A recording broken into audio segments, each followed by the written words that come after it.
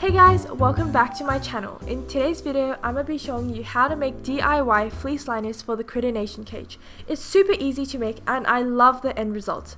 Yeah, so this is what my cage with the fleece liners in it is going to look like after we're done with the video. So keep watching if you want to learn how to do it, and let's get straight into it.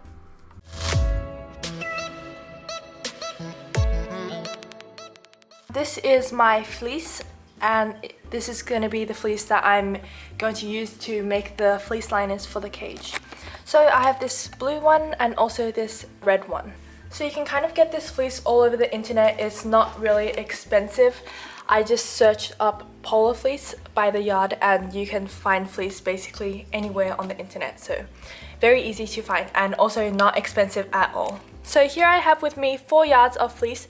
This one is 2 yards and this one is 2 yards as well. They cost me about, I would say like $15 to get both of them, which is very good price. So this is what it looks like when I lay 2 yards of fleece onto the ground. It is very big. You can get 1 yard, but you just need to measure it and make sure that it will be big enough for your pan that you're gonna make it for. I just got 2 yards to make sure that it's definitely the right size.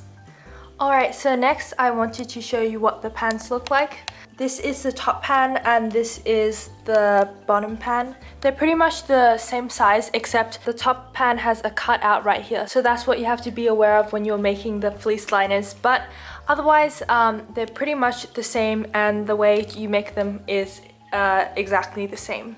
So yeah, first I'm gonna be making the liners for the top pan. So you see I have it kind of set up like this.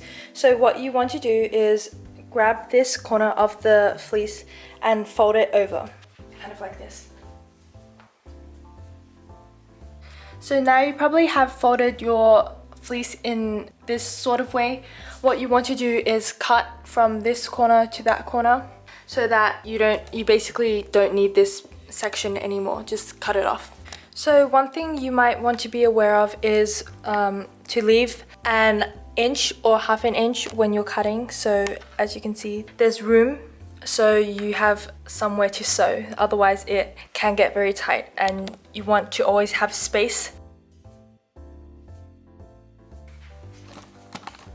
So now I've cut it like this. It's time to cut this way.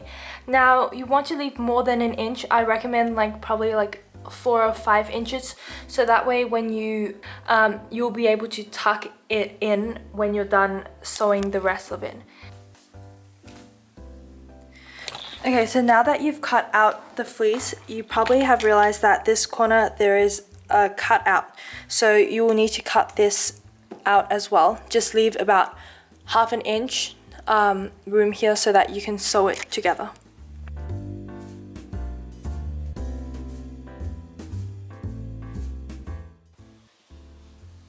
Okay, now that this piece is cut out, it is time for you to start sewing everything together.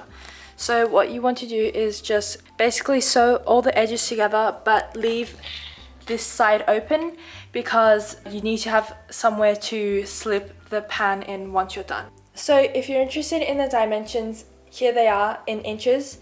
So it's going to be 36 times 27 times 43.5 times 15 times 6 times 10. Okay, moving on. So the next step, obviously, you're gonna want to take the pan out from here so you can sew. So after you're done with lining everything up, you can just go ahead and sew it.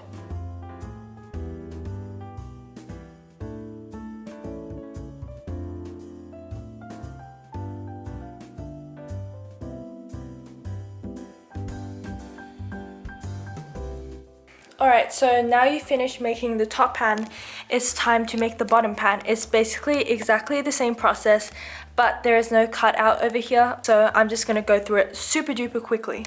Okay, I've folded it in half over here, time to cut it up.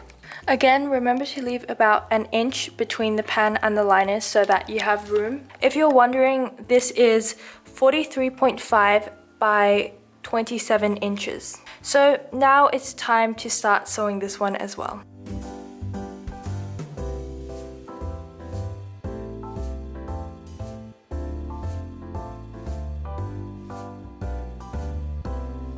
So I just finished sewing both of them. As you can see, this is what they look like. So now what you want to do is basically turn it inside out.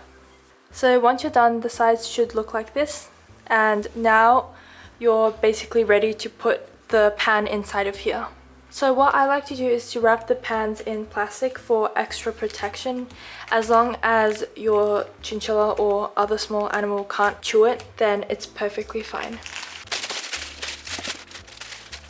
So after you're done, you should end up with something that looks like this, but I really recommend that you put in an absorbent layer. So basically what an absorbent layer is like a towel or something, so that can basically like catch the pee that goes onto the fleece.